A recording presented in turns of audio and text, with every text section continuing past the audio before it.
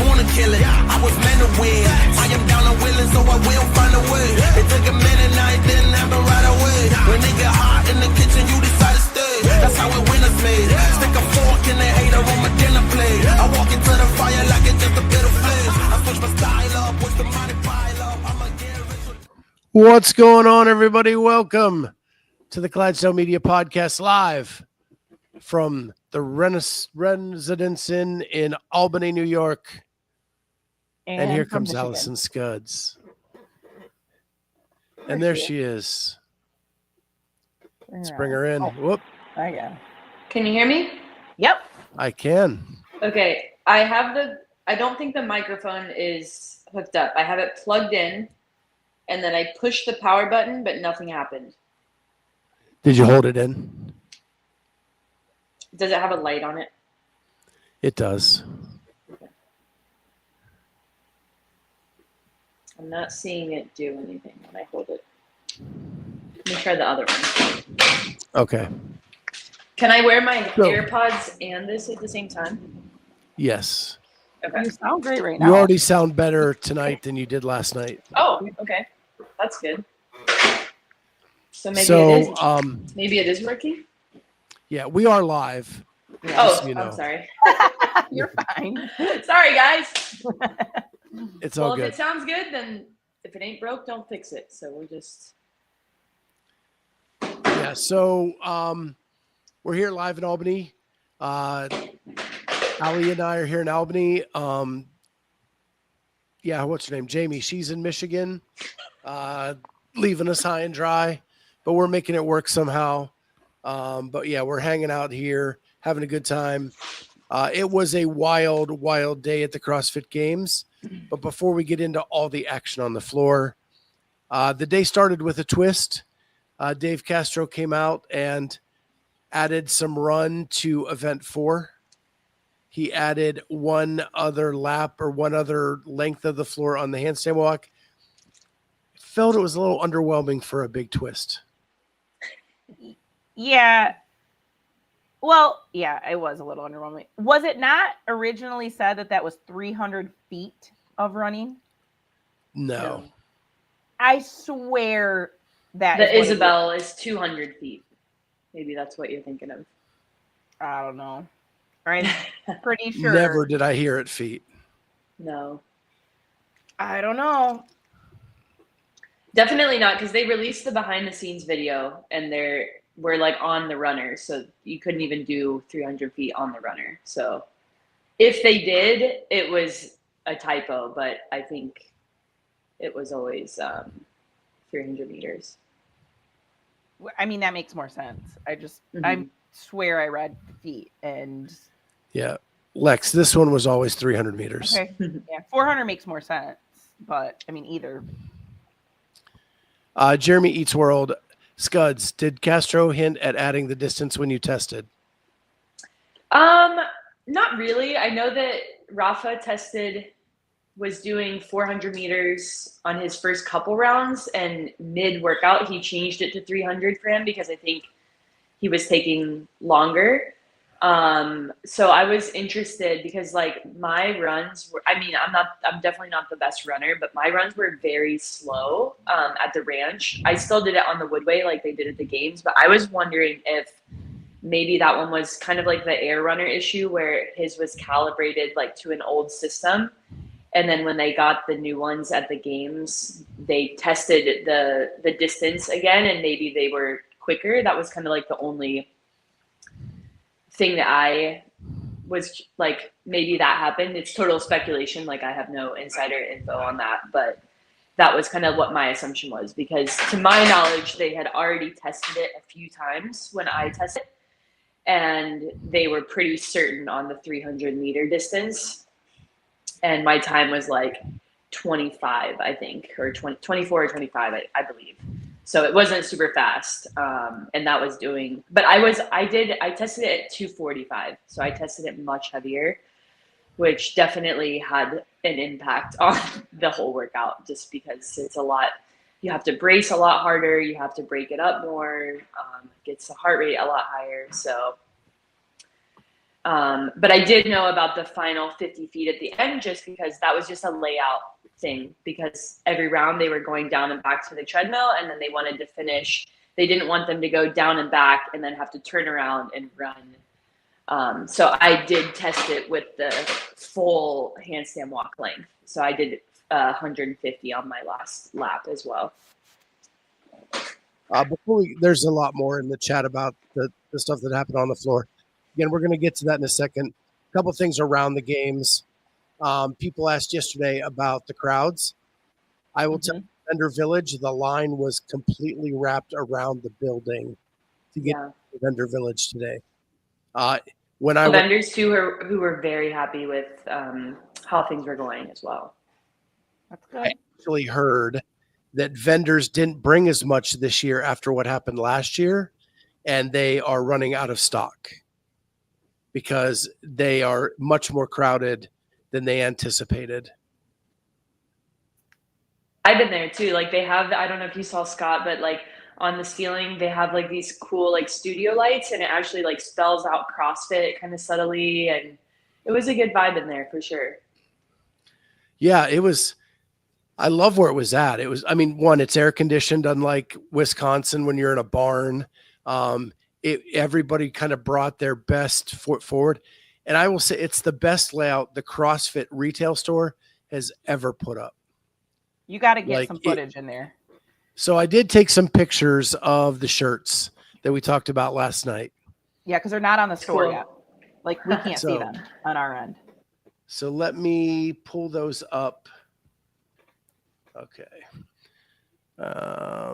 Just like using I was bummed out to hear that it wasn't completely connected, but it's not that far of a walk. Like it felt kind of like, whereas last year it felt like very far, and maybe that was because it was so hot and whatnot, but it definitely, even though it wasn't technically the same building, it does feel like a more cohesive experience. Okay. Well, this sucks. I cannot blow it up. Ooh. Hold on. Let me try to share this another way. So I can at least show Pukey. Sort of worried that this is like Games exclusive merch. I mean, I guess depending on what they have left, because it's not on their website. Yeah. Get you something. Okay. Come on. There we go. So there's the Pukey shirt. Oh, is that what Bryson had on? Yeah. So that is out, and you see it's got the full CrossFit logo on it. Mm-hmm. Now I think they've brought back Forging Elite Fitness. Whoop. That's a flag that you can buy. Nice. And it does not say 2025. Yeah. CrossFit Games on it. This is a CrossFit shirt with like the metal lettering, which I thought was kind of cool and different. Yep. Here is Eat Meat and Veggies CrossFit. Oh, that's cute.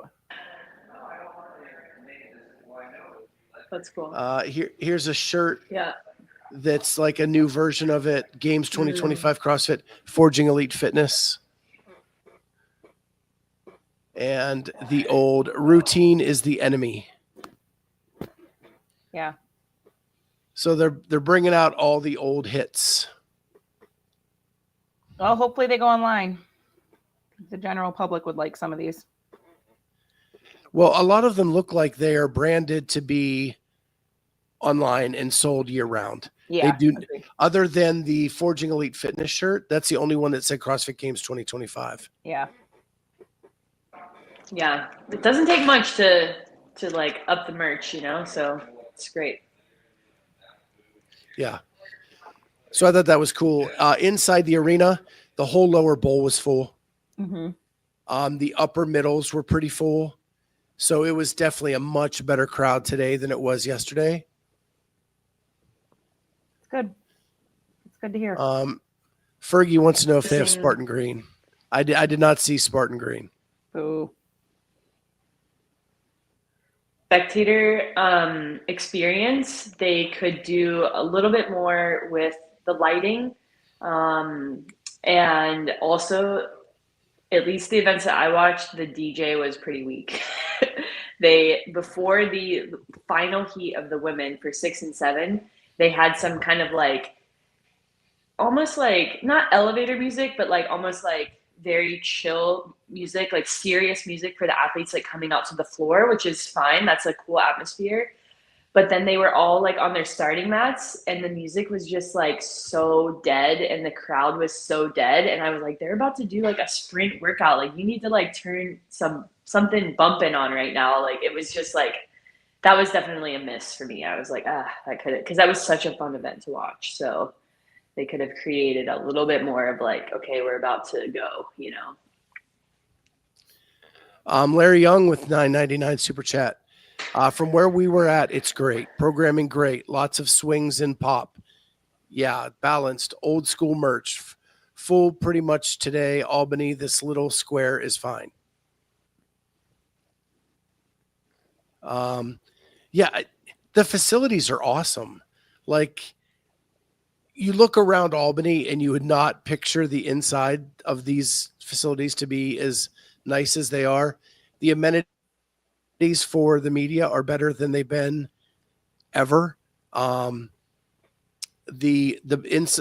vendor village is the best I've ever seen it at the games. Because it's indoor, it looks nice. I don't know. It's just really, and the venue itself, the arena looks really good inside. Like the lighting is really good. The Jumbotron is awesome. The seats are nice. It just is really good. But we know we're not coming back, so don't get too attached. Yeah. That sort of sucks because like Alison was saying yesterday, it takes time to learn the venue and learn. And like, I mean, it is nice to stay in one place for a few years and even for spectators to learn restaurants and where they want to go and just getting around. Does it look professional? No, it does. I think you're muted, Alison. You're all of a sudden we can't hear you.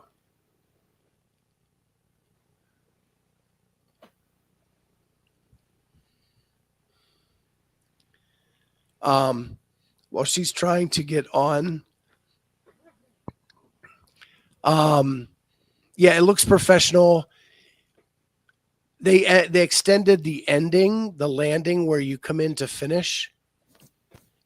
And that makes it even better there too. Yeah. Yeah, I think she can hear us. We can't hear her. She might be doing the out and in thing. Vicky with a $4.99 super chat for a cup of coffee and a snack. Thank you so much. That would have been so nice today. Are you making it inside for the events today or not? So I've only made one today, but Okay. the content I'm trying to get, I just can't get, and because it's in two different buildings. Right. If I had a team of two, I could do all the stuff, right? Because I'm a team of one, it's really hard. Right. Now Ishmael is getting me some content from inside. So I have a lot of video of Hattie for that documentary, and stuff like that. And he, of course, posting pictures left and right. You gonna try to talk, Alison? Nothing. Sorry. Oh, there. There it is. Nope. Now gone. You were there, then you were gone. Jeremy, no, I have not done any of the workouts. I was thinking about possibly doing the run, deadlift, handstand walk tomorrow. Just for fun. Although that doesn't look fun at all.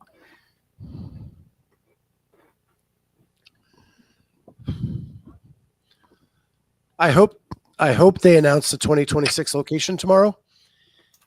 Now you have the mute logo that you're muted, Alison. There. Now try. Does this work? Is this Yes. working? Yes. Okay. That is awesome. Great. Okay, great. I just ditched the AirPods completely. There you go.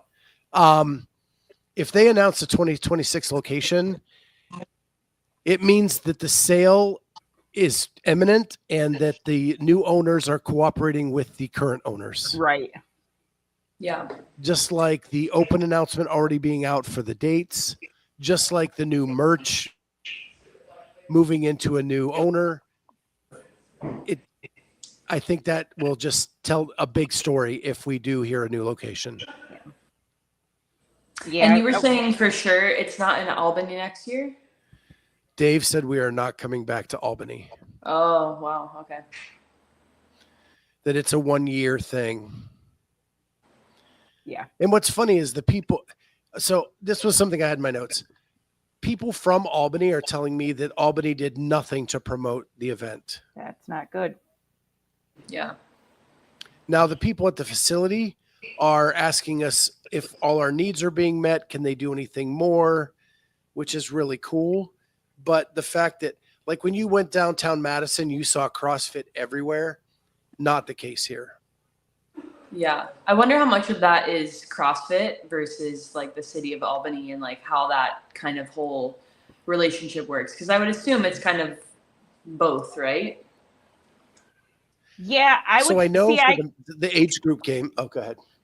I would say that's a little bit of function of first year thing. I don't think Madison on year one had a ton of buy-in from the city. I think as the years progressed, that some of the businesses would start to know, they'd know that weekend is coming. They would prep menus with extra like CrossFit meals. Like if it came back next year, Albany might be more prepared. Yeah. It's interesting that I didn't watch, I'm assuming it was like one of the weekend reviews that Dave said we're not coming back to Albany. That would almost make me think that they do have a location. Yeah. Because I feel like if it were up in the air, like, okay, it's just a 1-year contract, but like maybe we'll sign another 1-year contract. But if it was definite, like we're not coming back, that makes it seem like they have somewhere else then. Agreed. Yeah. I know for like the age group games that the people running that are trying to work with the city of Columbus to form a partnership because they want to stay there long term. And so they've been in negotiations with the community members and the City of Commerce, Chamber of Commerce to help promote the events. And that's why they got, we've said on the show, 15 different hotels with blocks of rooms so that they can show how many people are coming to the town for the event. And so they can get that partnership and making it an ongoing relationship. Which they were late to the party on announcing that because so many people already had hotel rooms booked in Columbus before that got announced. So I don't know if these hotels can ask upon check-in if you're there for the games and maybe tally it somehow after the fact because they're going to miss out on a ton of numbers with the way they did it this year. Yeah. If you are going to Columbus, I got some recommendations. Definitely check out North Star Cafe, Jenny's Ice Cream, Brown Bag Deli, and CrossFit Grandview. Those are some of my... CrossFit Grandview? What? CrossFit Polaris. Gathering. That's like 30 minutes from the convention center. It is. Even people have asked me, I'm not even recommending that. Yeah. And that's, yeah. Yeah. I see. Isn't it? It's not CrossFit Polaris anymore though, right? It is. Oh, okay. I thought they renamed it. No, the Christy and Patrick sold it. Yeah. And they're old time members who bought it. So they have kept it all CrossFit Polaris. Okay. They never really switched. They called it IBEX CFP, Training Center, right? but it was still CrossFit Polaris. Okay. Well, I thought they changed it to like Community Fitness Polaris. Like it was like CFP or something. I don't think it ever got to that point. I got you. Okay. Let's see. Jeremy It says is a great gym also. Jeremy says it'll But never CrossFit go Games. overseas. Too much flying back and forth. Dave specifically said it, like probably in 2 years it's going overseas. That's what he said did. in that. Yeah. I agree. I think it's a mistake personally, but I don't. Maybe he knows something with the new owners that they want to push the Europe scene, and that's on the plan. One of the best CrossFit crowds Jenny's I ever competed maybe- in, though, was Brazil. I can see that. CrossFit Jenny's is a chain now, but it originated in Columbus. Yeah. Get your facts straight, CrossFat.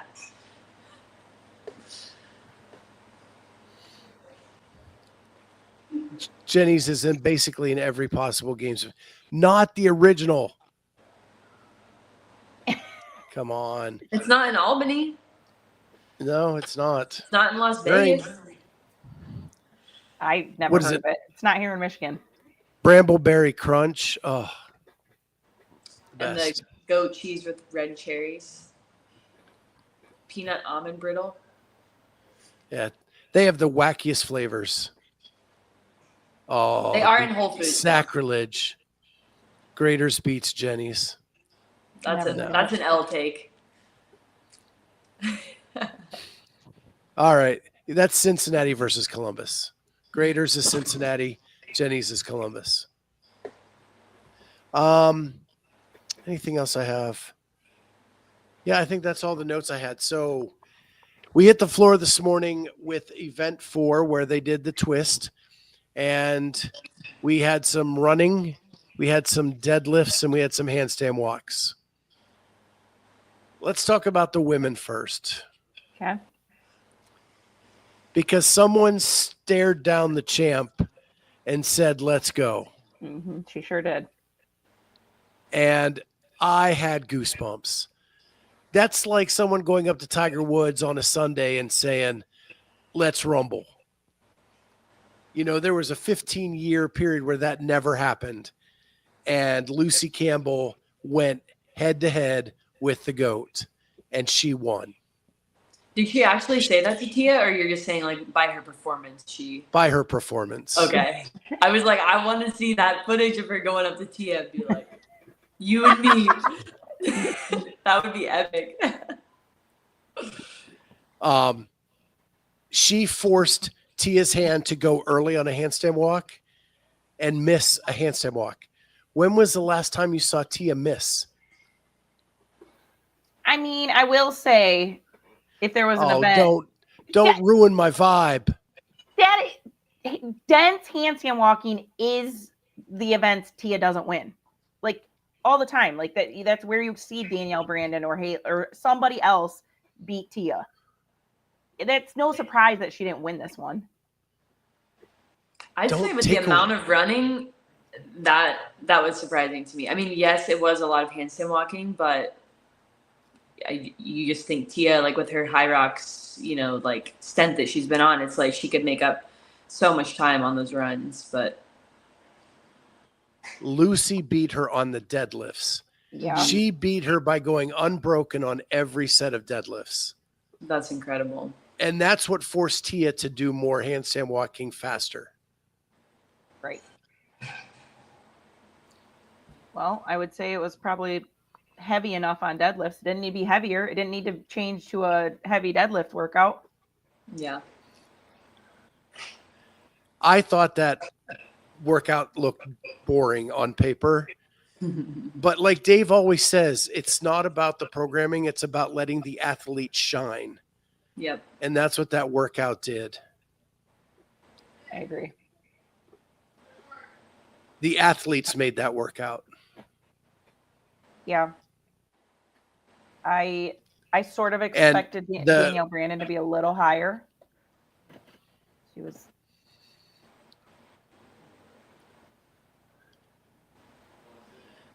Really? I did. She has not done well on a handstand walk workout in a couple years. It's almost like she's saying, I don't want to be predictable. I don't know if I agree. I don't know about that. I think when you have your thing, you want it to be your thing. Like, Yeah. Maybe. She just hasn't dominated like she did in the past. I don't know. yeah.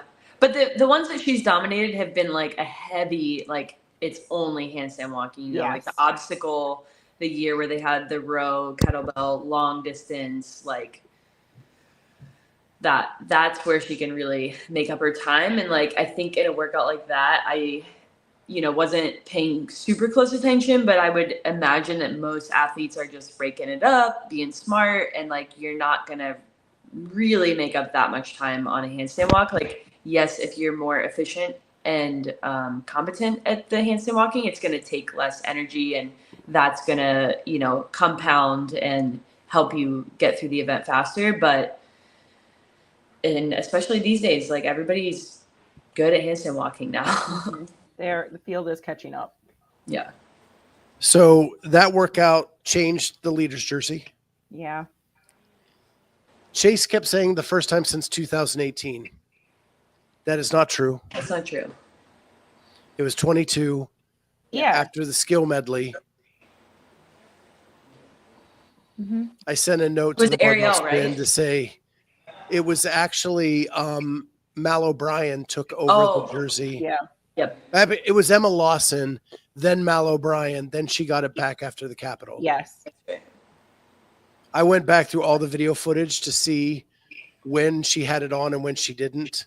So for 2 events, she did not wear the leader's jersey in 22. Yeah. And I sent a note to the barbell spin. Hey, get this to Chase. Tell him to stop saying 2018. Set them straight. Yep. Sounds so much cooler though. Yeah. It does. But yeah, it was because remember in 22, like everybody was shocked when Yep. she got cut on the first round of the skill medley because she couldn't do a single under. Single unders, yeah. Yep, I remember. Larry Young. Oh my gosh. This is actually Larry Young saying this. Yeah. I need to check ID. It's funny. I heard a few people say deadlifts could have been heavier. Probably Larry, but it played out pretty good. Shocker. Shocker how that works. I'm always like, I know that I'm not the only person that they had test that event too, but I was kind of nervous that I was like, oh, maybe I'm just like weak, you know, like, cause like I did it at 245 and it was very hard and I had to break up every set substantially. And I was like, I don't know. I just kind of feel like the deadlifts were a little too heavy, and just with the axle bar, it's a little bit, you know, it's kind of like not the same percentages as the regular bar. And then, you know, when you hear everyone criticizing, you're kind of like, oh, maybe I just suck at deadlifts and they shouldn't have changed it, you know, but it looked like a better workout how it played out today. Every single woman except for Lucy broke up the deadlift. Yeah. If it was too light, people would have been crushing the deadlift. Yep. Exactly. It Yeah. wasn't too light. Especially, you know, considering how many events they've done already. Yes. Kenneth the Lap. Why is it called the Woodway? I was expecting it to look like it was made out of a piece of wood. It's just I don't know why the brand is that. Yeah. Maybe the original, they were actually, I think, the original curved treadmill. And maybe their first prototype was made out of wood. Because they are kind of like slats, right? Right. But the current day ones are made out of like rubber. Yeah, it is the brand. It could be someone's last name too. I don't even know. 2022, just not get jersey till day 2. That's not correct. You can go back and watch the video. She has the jersey on. She won the first event, which was bike to work. And then she lost the jersey on the 4th event, which was the skill medley. She did not get it back during Elevated Elizabeth. And then she finally took it back after the Capitol. Mm-hmm. Yeah, I thought. Oh, that's what I thought Haley won bike to work. She had a leader's jersey for the first time. Like, okay, but Tia does have it on in the event before the skill medley, or she has it on in the skill medley. Okay. I went back and watched those events over again to see when she had the jersey on. You can pull them all up on YouTube. Yeah.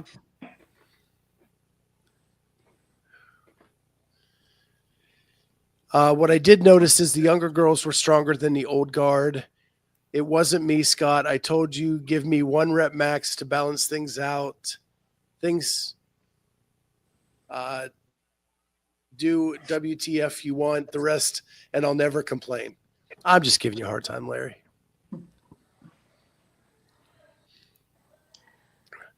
Trish heard that the woodway was made of Douglas fir. All right, Trish. All right. So on the other side of the house, we also had a changing of the Lasers jersey. And someone get it for the first time in his career, and that's Jay Crouch, who dominated this event. Yeah. He did. Incredible. When I saw his time was like 16 something, I was like, what? That's nuts. It's crazy. Yeah. And he had such a lead, he could stop, look both ways, make sure that he kept the lead. Almost. He almost got beat by walking across the freaking finish line. He knew what he was doing. I don't know. I don't think he knew anyone was coming. Yeah.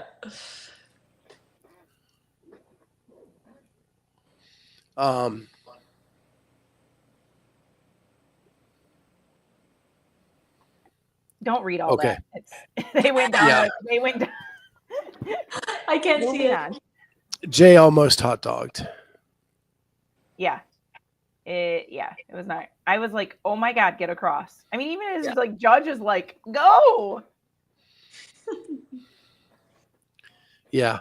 I saw his judge go like, you have to cross. Yeah. Yeah. So that was pretty cool. Then we moved into Jamie's favorite event of the weekend, which is the 1 rep max back squat. This was truly my favorite. How? How can it not be? You had to be there. Exactly To what I see said. that little dude get under that bar and walk back with 570 pounds and make it look like drop nothing. into a squat and back up like, I have 600 in me. Yeah. I specifically said if it's just a 3 attempt back squat situation like normal, it's going to be dumb. I mean, sure, it's cool to see Colton hit that weight. It's cool to see Annika and Miriam hit those weights, but like out of the women, I'd say only like 3 women even hit their third weight. Everyone failed their third weight. You left out Jennifer Muir, who won the damn thing. Miriam No, won. Miriam. Won. Jennifer Muir hit the same way to Annika, though. Correct. Annika. Yeah. Yes. Hot take. I think Annika has the stronger back squat. She finished and I was like, She had why didn't so you go much in the heavier? tank. Yeah. Yes. Yeah. It looked so easy compared to Miriam's, and like hers was amazing too. But I was just like, oh my gosh, Annika had like 20 more pounds in there. It would look so easy. And Yeah. and then did you see Rebecca Devine? Oh yeah. Oh, and that looked easy. Oh Unbelievable. my God. Yeah. She Yep. attempted 4. Did she? Woo! I missed that one. I didn't see She it. backed Love off to of the see rack it. with 400 pounds. Woo. That alone is amazing. Yeah. Did the boys have to start lower than her top attempt? They let her go first and then strip the bar. No, So I don't- the first guy lifted what she finished with. Okay. That's Okay. so badass. That's so badass. Yeah. 570 is freakish. Try moving that off the rack. Yeah. Listen, I've gotten 475 off the rack, and I can tell you it was hellish hard. I can't even imagine 100 more pounds. Yes, Jeff. Rebecca Devine is teams. CrossFit Hendersonville. They're the other mayhem team that had to had to They go. were like last minute one, right? Yeah, they're the ones who didn't. Yeah, they got called in because of the failed. I don't even know what happened, but yeah, they're the ones that I work think it out. was a failed drug test. Yeah, Yeah. I think so. It was someone got hurt and they didn't name name a sub. They only named 4 people. Oh, It was that's out right. of it was out of Norway. Yes, Oh wow. Okay. but yeah, they're typically the second Mayhem team, but they couldn't have 2 Mayhem teams, so they had to go to the neighboring affiliate. And I see. Did you see this? Denise really enjoyed Alex's commentary during the back squat event. I liked her kickback to Chase when he asked what Brooke felt like being out there for the last time. And she's like, I don't know. I've never retired before. that's a good response. Who was doing the commentary? Alex Kazan. Oh, I didn't know she was doing that today. That's awesome. She just did heat missed 1 it. and 2 of the women's squats. Yeah. And her response was what? I don't know. I've never retired before. I love Alex. Yeah.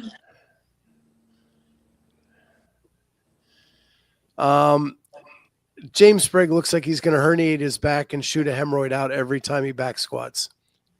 That is an accurate description. That's Long limbs. That's exactly what I look like squatting. So, and just looking in a mirror Yep. with far more plates than what I would have had. Gotta work with what you got. Yeah. James Sprague is performing good mornings, not back squats. I'm well aware. Yep.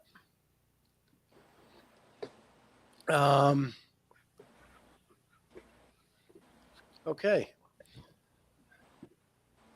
So that was I thought it was a fun event. I didn't really like the format, as we've talked about on the show. I think tiebreakers can be an exciting element to the games. Yeah. And if they would have had a way to climb a ladder and then have tiebreakers for everybody at the same weight, I think that would have been a lot more fun. Yeah, especially I didn't fully dive into the leaderboard on the men's side, but the women, there was a lot of bottlenecks right around 305 to 290. And so I think there was 10 plus people in those weights. And so if they had something, I think it looked like they scored them tiebreaker on the attempt that they took. So if you attempted 300 first, but then failed the rest, you, I guess, won the tiebreaker. Huh. Versus working up to 300. Okay. So what I heard was from athletes is that the tiebreaker was your second lift. That's what I had heard. If you didn't okay. have a second lift, it went to your first lift. Yeah. Okay, that's good to know. Then. But Annika and Jennifer Muir did the same 3 weights the entire way through. So they tied then, yeah. Yeah.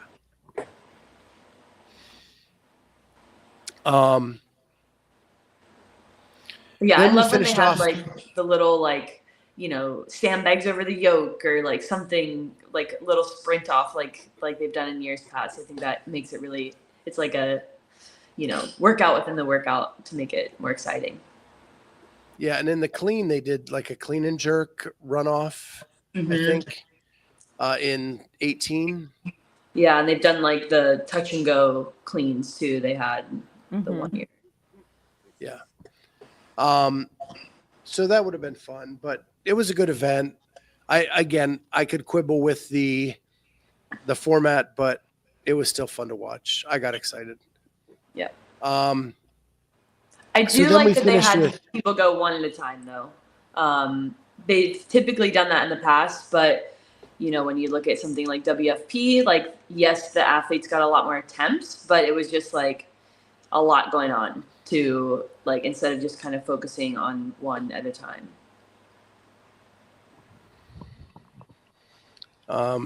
Allison looking a lot like Shailene Woodley tonight. Thank you. I think that's a compliment. Yeah, That's I would it, take that as a compliment. Thank you. So we finished the back squat, and then we went into probably the most exciting event of the night. And I didn't foresee this to be that way, but it really did turn out well. I love the box box jump overs, 3 at a time, boxes the whole way down the floor. It told the story so much better than in past years, but it was a back-to-backer. The first one was ski erg into chest to bar, into the burpees down the floor with a weight vest on. Strip the weight vest, come back to concept 2 bike, bar muscle ups, burpees down the floor. This thing shook up the leaderboard tremendously. So if you thought the 1 rep max squat was going to shake it up because it's single modality, this shook it all right back to where fitness was king. Yep. Especially with the recovery aspect. I also thought it was cool that we didn't see any repeat winners. Showcasing that like that they were different enough to reward different athletes, and also the recovery aspect and different strategies that you could take as an athlete. Like, am I going to just send it and see what happens, or am I going to like leave a little bit still in the tank? So I heard a male athlete tell a female athlete after they went that the first one doesn't get you tired as you think it will. Push it. Totally different workouts for the men and women. Very different. I will say that is my big complaint with this, was the difference in workouts between the men and the women. Either the calories needed to be less, or the time cap needed to be longer, so they had a little bit longer rest. I didn't like it. Yeah. The woman that was told that did well in both. Well, there you go. I think that was one of the most interesting things of the day for me. Yeah. Is the amount of talking between the men and the women in between events, and it wasn't camp exclusive. Yeah. Well, that's cool. I've never been in the warm-up area before. This is like my first time, right? So I'm seeing these things that probably Alison has seen before, but it just seems like, hey, these two people are friends and they're sharing a lot of information back and forth. Yeah. Even though they're in separate camps. Yeah, it can definitely be helpful if you know who you're talking to as well.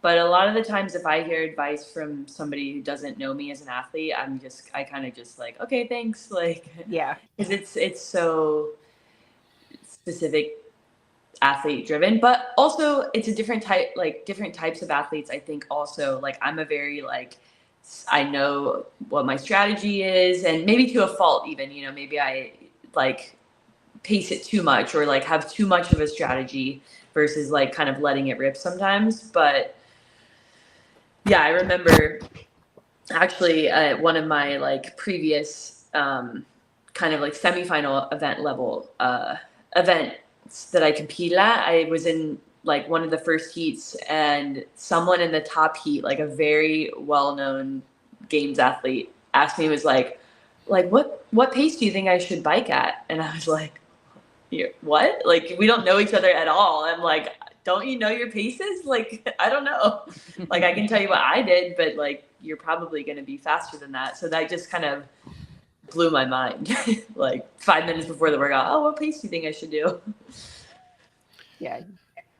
Jeff Bako says, can you comment on how DB's interaction with the other athletes was?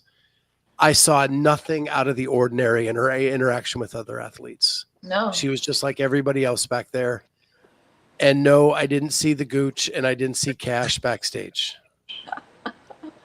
No, she's as focused as every other athlete, getting coached by more, not Adam, but the other one of Justin's coaches. With the glasses? I don't know his name either. Yeah. Yeah. Jesse. Yep. Jesse. Rapano. Yep. Yeah, she's getting coached more by Jesse, and that they seem to have a nice working relationship, and everything seems peachy keen. And all the other, and she's chatting with the other athletes on the bike while they're warming up on the bikes and whatever. Nothing out of the ordinary to report. I will say, like, the one thing I've learned is before an event, the focus is through the roof. Like, getting any kind of interaction with an athlete for the press is very hard. It is much better to get it after the event is over and talk to them on a cool down bike. Yeah. And then they're very amenable to talk and tell a story and whatever. Yeah, that's probably why. I mean, a lot of people have commented on Lauren Khalil's interviews and that she's getting a lot. And honestly, the not having the enhanced access may have saved her because she's getting them on their way back from events and when they're more willing to talk. And she isn't. And yeah, in a way, it's nice to not be in their space. They will be more willing to speak to you if you aren't bothering them and you don't get on their nerves. Yeah. And most of the people back with the enhanced access are doing more than one thing. They're doing more than just interviewing. So like they're splitting time with different stuff and moving around. Yeah. I have other comments, but I'm going to keep them to myself. Did you watch event 6 and 7 live or on the TV? I was live right at the finish line. You both watched it live? On the TV. You watched it I watched it on the TV. And you thought it was good? I did. I thought it was terrible coverage. I didn't say the coverage was good. I said the event was good. But you could barely, like, I know exactly what you're talking about. Like when they would show the floor, you're like, man, this is going to be awesome. But they kept zooming in on one athlete and you couldn't even see the race on the floor. You didn't even know who was ahead on burpee box jump overs. And you're like, this is a perfectly laid out floor for a side view. And to see people, it was awful. They have got, I was talking with Lex this morning and they've gone back to the same old coverage where they just show the top person, maybe a split screen if it's a close race. And then you don't see any of the other athletes until those are off the floor. And then you have to see them laying on the ground for 5 seconds before they go back to the exactly. Yeah. So frustrating. I will never like that coverage. Why? I don't understand why they won't change that. I don't understand how they can think that's good coverage and how that's exciting for people to watch. Yes, I'm watching DAZN. On DAZN.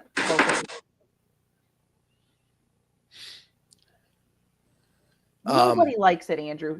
It's 0-100, maybe 199. Andy has it right. Love the event. Layout coverage was ass. Yep.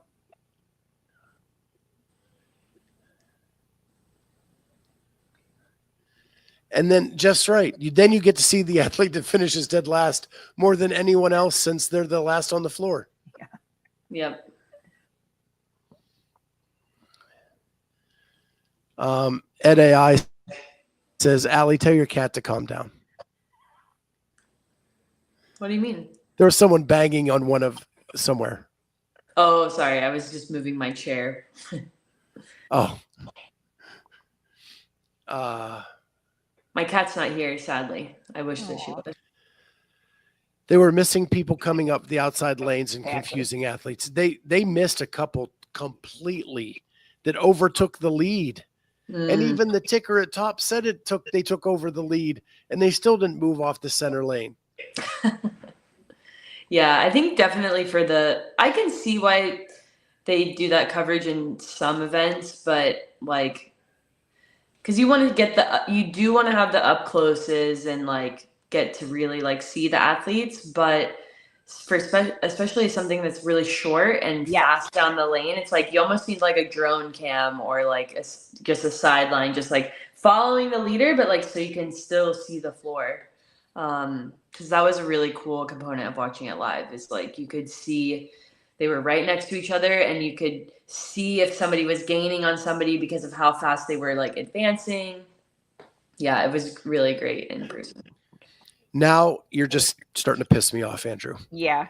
I trust people who have decades of experience in production. No. It's only been one company they have ever used. There's been no threat to them ever not being the production company for the CrossFit Games. If you go back to 2013 and you turn it on, you can't tell the difference in the coverage then to today. Every other sport you turn on coverage, it has advanced. It has gotten better. Things around it have gotten better. Hell, they didn't even change the graphics for 10 years. It is ass. They have done nothing to improve it. Nothing. And I don't need to be an expert. I'm a viewer. I'm a watcher. I can tell you it sucks. I watch other sports. They don't suck.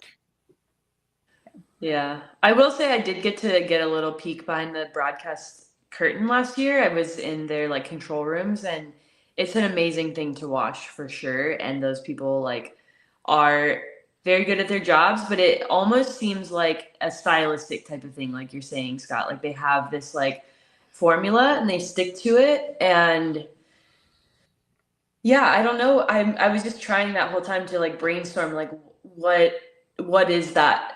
What is the reasoning, you know? Because you hear that a lot from the people that watch. And yeah, it's interesting. I would love to talk to Rafi about that. Yeah. Well, and that part of my hope was the WFP would do something about that, right? And I understand what you're saying about people want to see closer action. I'm okay with a 2 or a 3 shot for a while. I hate when they go to a 1 shot. Yep. So just give me the couple lanes beside the person. Yeah. Along with the person. Don't just give me the one person. Right. Which they, you know, there's a time and a place. Allie's right. Like that 3-minute event to spend 30 seconds on one person and you've lost, which they did. Like seriously, I'm like, we're gonna miss the entire finish here. I don't need 30 seconds of one person on a 3-minute event. When it's the 18-minute event, if you want to spend 20-30 seconds on somebody, totally fine. Yep. Yeah, and that's where they can sometimes like tell the story of an athlete. Like they have it on them and they're like, oh, this is Brooke Wells, you know, she's competed 10 times, like blah, blah, blah. Like give a little background and story of the athletes, which I think is a great part. But it's like they almost need a dynamic approach. Kind of, it reminds me a lot actually of the CrossFit, kind of like their no rep policy, where it's like certain no reps in events are much more costly than others. So you can't just have like a blanket statement, much like you can't just have a blanket broadcast. It's like, okay, this is, you know, and maybe they have like 2 or 3 templates. Okay, this is like a longer event. So we are going to tell those longer stories, get in depth. And this is a fast event. So we're going to like do mostly zoomed out shots, show the leader, but like also show the race, because that's what makes this event super exciting. Yeah. And CrossFit has taken that feedback and now they have different penalties and kind of like standards for different types of no reps. And I think that was a really good change. Yeah. Agree. A double under is not the same as a rope climb. Yeah, exactly. You can though, Scott. There's clock and rep counters on the floor. There's ticker across the top of the screen. The last few years we never had. There's always been rep counters at the top of the screen. Go back to 2014. There were rep counters at the top of the screen then. The rep counters on the floor are not broadcast. They are there in the arena for the people watching live.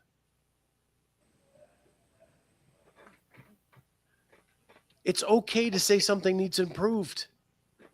It needs improved. There can be a better watching experience than what we have today. There can be. Yep. I do think that rep counters on the floor, though, were a nice touch this year. I know they've done those in certain events, but it seems like they're really utilizing those this year. They use them for the back squats. They use them for the team pegboard event, too, which was really nice. So I could not agree more. Yeah. I thought that added so much to the floor, having them on everything. Yep. You got to see the meters run. You got to see the scales on the machine. The made weight and the attempted weight. Yeah. on the back squat, I thought it added so much to the floor. Yep. Kudos to whoever came up with that idea.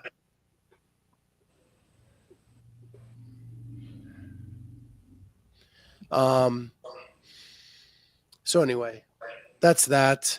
At the end of the day, let's look at the leaderboards real quick. Okay. Give you your top 5. On the men's side, Jason Hopper, Jason Hopper has the leader's jersey again. He had it, lost it, got it back. Ricky Garrard made it mad ground to be in second. James Sprague is in third. Justin Medeiros in fourth. And Jay Crouch sitting in fifth, with Dallin Pepper sneaking up behind by 5 points in sixth. The points were very close, like all the way down to 8th, really. Like, just like people were kind of predicting, like those top 10, it could be anybody's tomorrow with those events. And I think Harry Lightfoot's the only one in there that wasn't in everyone's top 10. Yeah. Right. He kind of struggled on those last 2 events tonight, but Yeah. I don't know how much that swung his points, but on the women's side, Tia Claire Toomey got back her leader's jersey. Lucy Campbell, though, is sitting in second. Tia does have a 60-point lead, 59-point lead. Ariel Lowen is in third, and she is almost 100 points behind Lucy Campbell. That's crazy. That's insane. yeah. Lucy Campbell and Tia are running away with this. Miriam Von Rohr is 8 points behind Ariel. Amy Kringle sits in fifth, just 1 point behind Miriam. And Maddie Sturt sitting in sixth. Yeah. I was really impressed with Maddie today. She's an amazing athlete, obviously, but she is a little bit on the smaller side, and I wasn't sure how she would do in the back squat, but she put up a really big number, and she's just good at everything. She is extremely raw. She's kind of like Jay. Yeah. Yep. Did you guys see the reel I put out of Maddie I have watching not. Jay on the screen? Oh, yes. Aww. That was adorable. That's adorable. I love And it. did you see the comment? Get one of Jason and Dallin? I was cracking up. Yeah. If they could watch each other, that would be amazing. Yeah. The problem is they're on the floor at the same time. They'd have Right. to stop working out to look at each other. Yeah. All right. Do we want to hit teams before we head out? I know Savon's live, so we lost Yeah. a Sure. decent, we lost a third of our audience, but we still have 2/3 here. I have not seen the finish of the teams. I don't know what the leaderboard Yeah, is. it's a really close race for the podium. Oh, Yeah. is Oslo in first? Yep. But Okay. I believe that I don't have it in front of me, but are they tied for points, Scott, or it's very close? 5 point 5 difference. points. Yeah. To Butcher's Mayhem Lab? and Krieger. Oh, Mayhem. okay. Oslo, Mayhem, and then Butcher's Lab. And then Butcher's Lab. Okay. Yeah. Yeah, and they they don't have their they don't have their final event for tomorrow yet. But Dave posted on his story like a behind the scenes of the teams doing lunges. So the team is thinking that they're going to have lunges. Worm lunges? It was literally just people's feet, but it looked like it was worm lunges because they were all on a line. You know what I mean? Okay. So Do he you think posted it'll like a be- little teaser. I see he put out the event 10, which is Oh, right. That event is out now. Okay. So I can rope- talk about that. yeah, Yeah, rope the climb lunges in thrusters. that event then. So do you think teams is like basically the same? Instead of the finish of the overhead walking lunge, theirs is a lunge to the finish with the worm, but they have to also do I mean, they have done overhead worm lunges in the past. gross. It seems like the trend. I have no intel of the team competition. I just did the individual testing, but it seems like the team events have trended this year as being very similar to the individual events.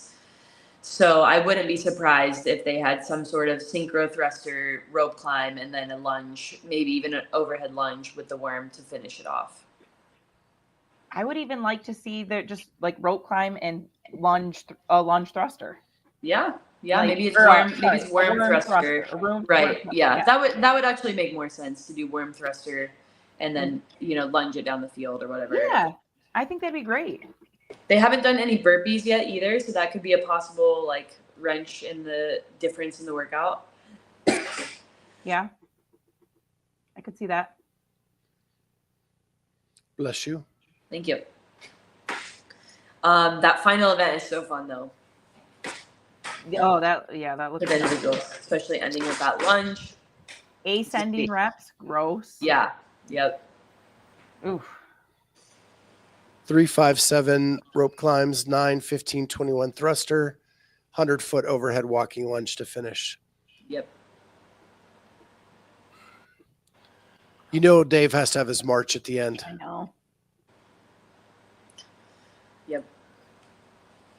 So I think it'll be an just to exciting finish day out for teams and individuals tomorrow, just with chances for on the team side, like they have a lot of the first event is very CrossFit-y. They have the 4-person deadlift bar, which is also always fun. It's a cool visual on the floor. They have big chunks of handstand walking, which in the past has been a really big shakeup for the teams.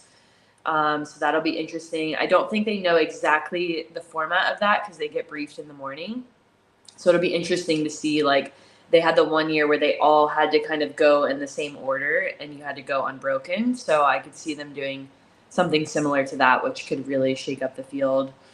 And then, yeah, if we get some sort of like burner with the worm, especially we saw the teams today with those clean and jerk, which was like a new movement. You can just tell the difference in the teams that have experience in that and how much of a difference that makes just in their efficiency and how well they perform on those events. And just to reiterate how close it is, Krieger is at 480, Mayhem 475, Butcher's Lab 465. Whew. Yep. Who's in fourth? And then it's CrossFit Franco's Imam company. Mm-hmm. They are 45 points behind. Okay. In fourth. Yeah. So it really does look like a 3-team race unless something crazy happens. There could be some. I mean, those 3 teams are very solid and they're in first, second, and third for a reason. But we've seen crazier things happen, especially with a high scale movement like a long handstand walk, especially if it's got to be unbroken. There can be a lot of shakeups there. And the team field is just very competitive this year with only 20 teams. So I know the Franco squad, they're legit. I know a few of them and they're right there. They've been doing great all weekend. And yesterday's leader, Camel City, is still in 5th. Okay. And yeah. so I think they took last on the back squat. That was tough. They are 65 points out of first. Okay. Everybody else is way more than 100 points out. Yeah. So it's really going to come down to those 5 teams. Any other thing we want to? I really want to see Tola get his gold medal, so that's who I'm rooting for. Do you know what Tola hit on his squat? I didn't even see him. I don't know. I know Griffin did 465. 565. Sorry, 565. Yeah. I was like, I keep getting the 100-pound marker messed up for the men and the women. Yeah, I did. Griffin's. Yeah. Griffin had more in the tank. They just were rushing to get that last lift in. Yeah, it was chaos. Probably all they could get on there. Yeah. Yeah. It was very chaotic for the team format. They were like, 5 minutes to go. Yeah. How about Tola getting his gold medal and Kristen Holta helping him do it? Pretty epic. I find it interesting that they keep talking about Oslo like I don't know what they've been saying. A Norwegian team has never won or whatever, and they but then I mean they keep talking about them, but they fail to mention that it's taken bringing an American to the team to get them in this position, and it's like maybe you should stop talking about it because it doesn't. Yeah. I don't know. It's weird. Yeah, but all the Jamie teams, always defending all the top us. Teams are mixed. You know what I mean? Yeah. There's no true grassroots affiliate teams really. There might be some. I don't know for sure, but I'd say more teams than not are some kind of super team, whether somebody has moved there or like Raf's team, they travel in for, Yeah. So. Yeah. Well, that's pretty much all I have today. There are more vignettes out there for the members. I talked with, who did I talk to today? Nick Matthew after the back squat. I talked to Nick before the back squat. I talked to your guy, Tudor Magda, after the back squat. Okay. I talked to Braun, which is always an interesting conversation. He's great. Because I interviewed him last year for the Masters games and this year, and he's just over the moon that as a Masters aged athlete, he's out there on the floor. And he just wants to finish better than 27th, which is where he finished last time he went to the games. Okay. But it's a good one. And then I did talk to the AFJ today about what they're trying to do, how they're trying to tighten up so little things don't bog them down. So we had a nice conversation about that. And those will all be live to everybody tomorrow. Basically, I'm not even following the 24-hour rule. It is as I get a new one, I put the new one in members only, and I take the last one of the members out to the public as I do it from now on. CrossFit, I did ask if their L1s were up to date and what they were doing to prove that all of their judges are L1s are up to date. Whenever they do a competition now, they actually post all the certifications on the wall with the names of the judges on it so that they see the spelling and can actually type it into the database correctly, because CrossFit doesn't have a drop-down list anymore. Right. That's a good idea. Should print those certificates. They actually hired a secretary who is taking that and making a database of everything. And they're doing their own reminders now to their judges when their L1s are due to expire. That's good.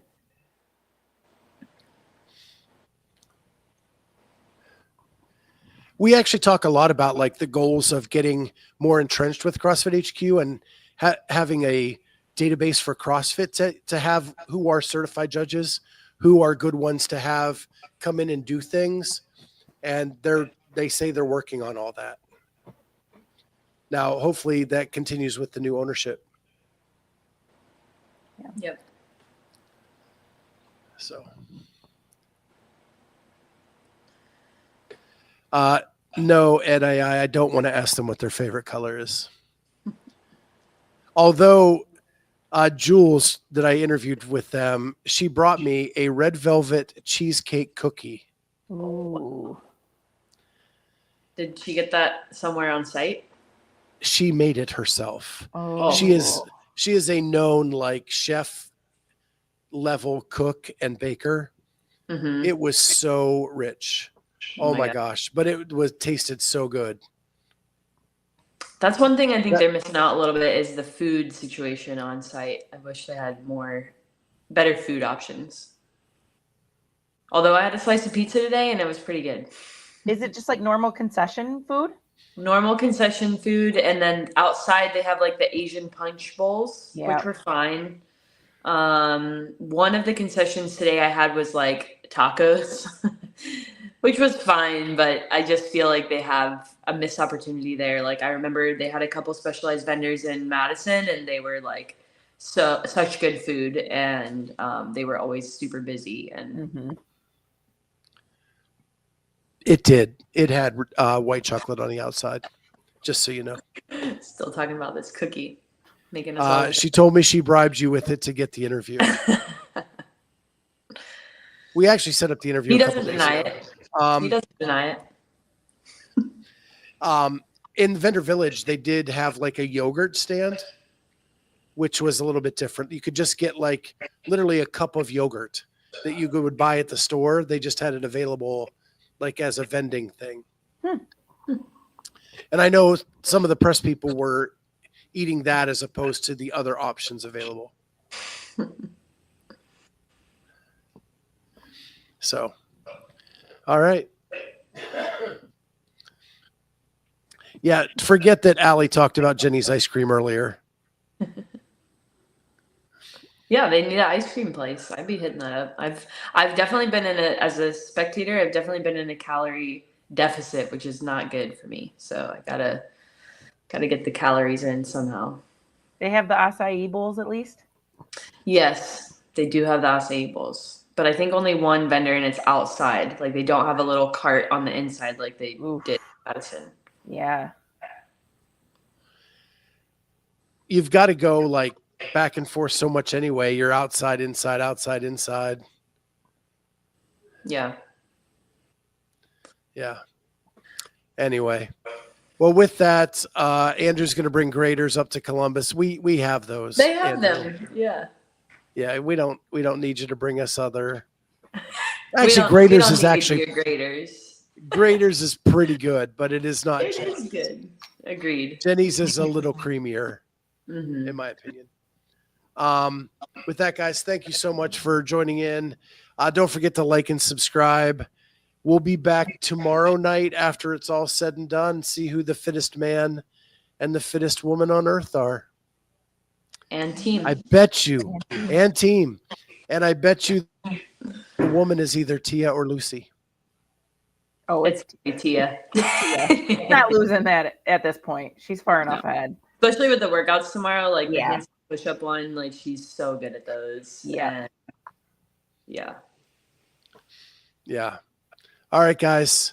Have a good night. We'll see everybody next time on the Clydesdale Media Podcast. Bye.